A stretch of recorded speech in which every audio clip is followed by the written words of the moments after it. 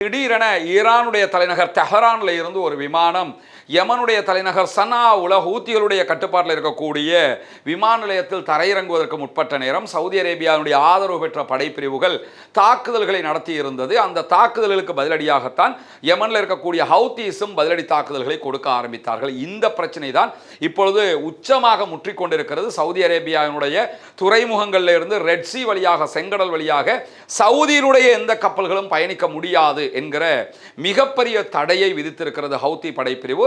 அப்படி பயணித்தால் அவர்கள் மீது தாக்குதல்களை நடத்துவோம் என்று அவர்கள் தாக்குதல்களையும் நடத்துகிறார்கள். அதே நேரம் அன்றைய நாளிலேயே சவுதியிலிருந்து பெட்ரோலிய பொருட்களை ஏற்றுக்கொண்டு சென்று கொண்டிருந்த சீனாவினுடைய 2 பெரிய டேங்கர்கள் மேலே அவங்க எந்த அட்டாக்கையுமே பண்ணல. அப்போதான் என்ன சொன்னாங்கன்னா, பாபல் மந்தப் ஓப்பன் ஆகித்தான் இருக்குது, சவுதியினுடைய கப்பல்களுக்கு மட்டும்தான் தடை விதித்திருக்கிறோம் என்று சொன்னார்கள். அந்த அடிப்படையில் இப்படியான சூழ்நிலையில் சவுதி அரேபியாவுக்கு சொந்தமான 10க்கும் மேற்பட்ட கப்பல்கள் பாபல் மந்தப் வழியாக ஆசியா கண்ட்ரிக்குள்ள வர வேண்டிய கப்பல்கள் யூட்டர்ன் அடித்து சுயஸ் கால்வாய் வழியாக ஆப்பிரிக்காவை சுற்றி பயணிப்பதற்கு தொடங்கி இருக்கின்றன.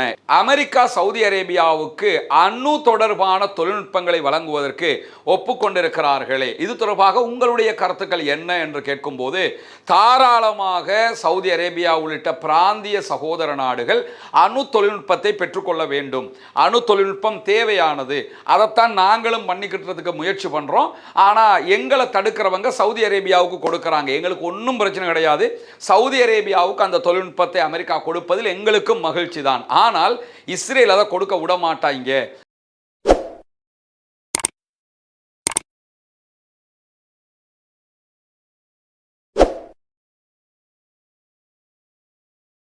அன்பிற்கினிய சகோதர சகோதரிகளே, நம் அனைவர் மீதும் ஏக இறைவனுடைய அமைதியும் கருணையும் உண்டாகட்டுமாக என்கிற உயரிய பிரார்த்தனைகளோடு தொடர்ச்சியாக மத்திய கிழக்கிலே ஏற்பட்டு வரக்கூடிய பதட்டங்களை நம்ம பார்த்து வர்றோம். அந்த அடிப்படையில் கடந்த 2 நாட்களாக அமெரிக்காவுக்கும் ஈரானுக்கும் இடையிலான சண்டை ஓரளவு தணிந்திருக்கிறது. அமெரிக்கா ஈரான் மீதான தாக்குதல்களை நிறுத்தி இருக்கிறது. அந்த அடிப்படையில் ஈரானும் அமெரிக்காவினுடைய தளங்கள் மீதான தாக்குதல்களை நிறுத்தி இருக்கிறார்கள். இந்த சூழலில் தான் சவுதி அரேபியாவுக்கும் யமனில் இருக்கக்கூடிய ஹூத்தி படைப்பிரிவுக்கும் இடையிலான சண்டைகள் உச்சம் தொட்டு கொண்டே வருகிறது.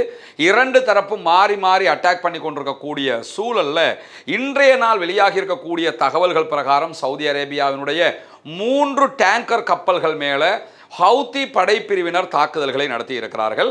சவுதி அரேபியா கடந்த 10 ஆண்டுகளுக்கு மேலாக யமன் பரப்பு மேலே ஒரு முற்றுகையை விதித்திருக்கிறார்கள். யமனில் இருக்கக்கூடிய ஹவுத்தீஸ் இருக்கக்கூடிய பகுதிகளுக்கு எந்த கப்பல்களும் போகக்கூடாது, எந்த தரைவழியான பொருட்களும் போகக்கூடாது என்கிற தடைகள் விதிக்கப்பட்டிருந்தாலும் ஹவுத்தீஸ் சவுதிக்கு எதிரான தரப்போடு வியாபாரங்களை செய்து கொண்டுதான் இருக்கிறார்கள். அவர்களுக்கு தேவையான பொருட்கள் ஓமானில் இருந்து கிடைத்து கொண்டிருக்கிறது. ஏன்னா ஓமான் அவங்களுடைய நட்பு நாடாக இருக்கிறது. கொள்கை ரீதியாகவும் அவங்க இணைந்தவங்களாக இருக்கிறதுனாலையும், இரண்டாவது அவர்களுக்கு தேவையான அனைத்துமே ஈரானில் இருந்து கிடைத்து கொண்டிருக்கிறது. முழுமையான ஆயுதங்கள் பட உணவுகள் வரைக்கும்.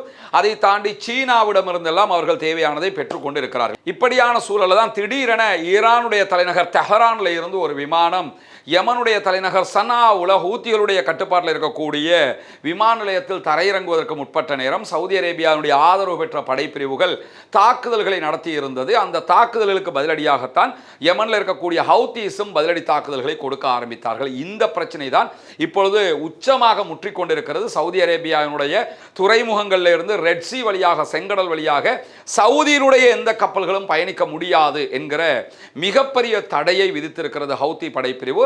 அப்படி பயணித்தால் அவர்கள் மீது தாக்குதல்களை நடத்துவோம் என்று அவர்கள் தாக்குதல்களையும் நடத்துகிறார்கள். இந்த பிரச்சனையை ஆரம்பித்த முதலாவது நாளே சவுதி அரேபியாவுடைய 2 மிக பெரும் டேங்கர்கள் மேல அவங்க அட்டாக் பண்ணி இருந்தாங்க.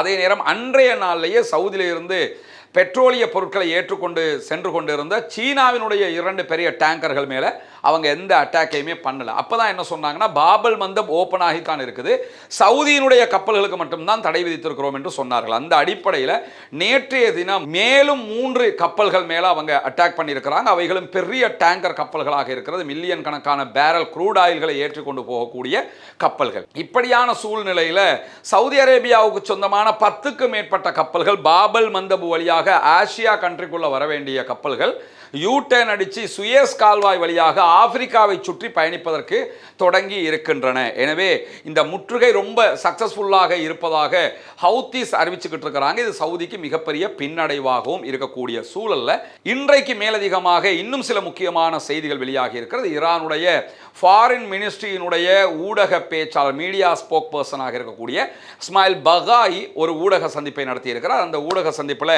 அமெரிக்கா சவுதி அரேபியாவுக்கு அணு தொடர்பான தொழில்நுட்பங்களை வழங்குவதற்கு ஒப்புக்கொண்டிருக்கிறார்களே, இது தொடர்பாக உங்களுடைய கருத்துக்கள் என்ன என்று கேட்கும்போது, தாராளமாக சவுதி அரேபியா உள்ளிட்ட பிராந்திய சகோதர நாடுகள் அணு தொழில்நுட்பத்தை பெற்றுக்கொள்ள வேண்டும்.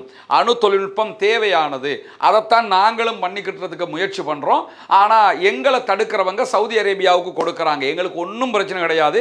சவுதி அரேபியாவுக்கு அந்த தொழில்நுட்பத்தை அமெரிக்கா கொடுப்பதில் எங்களுக்கும் மகிழ்ச்சி தான். ஆனால் இஸ்ரேல் அதை கொடுக்க விட மாட்டாங்க.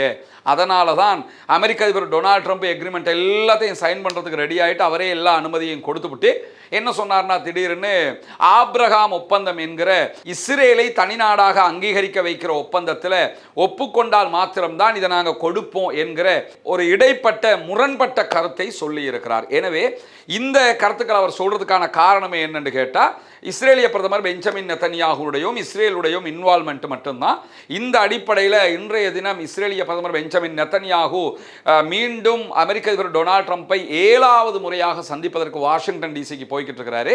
அந்த சந்திப்பிலும் இது தொடர்பாக பேசப்படும் என்று சொல்லப்படுகிறது. இதெல்லாம் சொல்லி காட்டக்கூடிய இஸ்மாயில் பகாய் என்ன சொல்றாருன்னா, சவுதி அரேபியா அணு ஆயுதத்தை பெற்றுக்கொள்வது எங்களுக்கு மகிழ்ச்சி, அவர்கள் அணு உலைகளை உருவாக்குவது எங்களுக்கு மகிழ்ச்சி, எதிர்காலத்தில் அவங்க அணு ஆயுதம் கொண்ட நாடாக வந்தால் கூட எங்களுக்கு எந்த பிரச்சனையும் இல்லை. ஆனால் இஸ்ரேல் இதை தடுப்பான், இஸ்ரேல் விடமாட்டான். இதே நேரம் நாங்களும் இதே மாதிரி சிவில் தேவைகளுக்காகத்தான் அணு உலைகளை உண்டாக்கினோம்.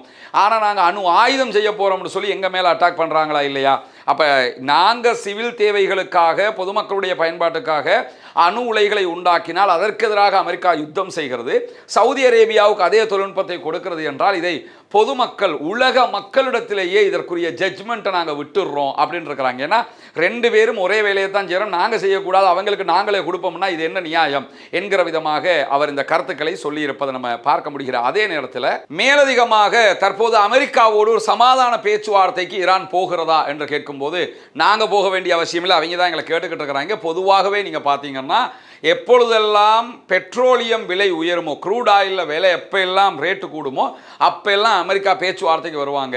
ரேட்டு குறையும் போது திரும்ப சண்டைக்கு வருவாங்க. இது அவங்களுடைய ஸ்டைலாக இருக்கிறது என்று சொல்லக்கூடிய இஸ்மாயில் பகாயி இப்பொழுது 93 அமெரிக்க டாலர்கள் வரைக்கும் ஒரு பேரல் க்ரூட் ஆயில் விலை உயர்ந்திருக்கிறது. $75 இருந்து 93 வரைக்கும் போயிடுச்சு. எனவே இப்போ அது எதிர்வருகிற தேர்தல்களுக்கு சிக்கலாகுங்கிறதுனால உடனே நம்ம ஒரு பேச்சுவார்த்தைக்கு வருவோம், வாங்க திரும்ப பேசுவோம், சமாதானம் வர்றாங்க, திரும்ப மீண்டும் அவர்கள் சண்டைக்கு வருவார்கள் என்பதில் எங்களுக்கு எந்த சந்தேகமும் கிடையாது.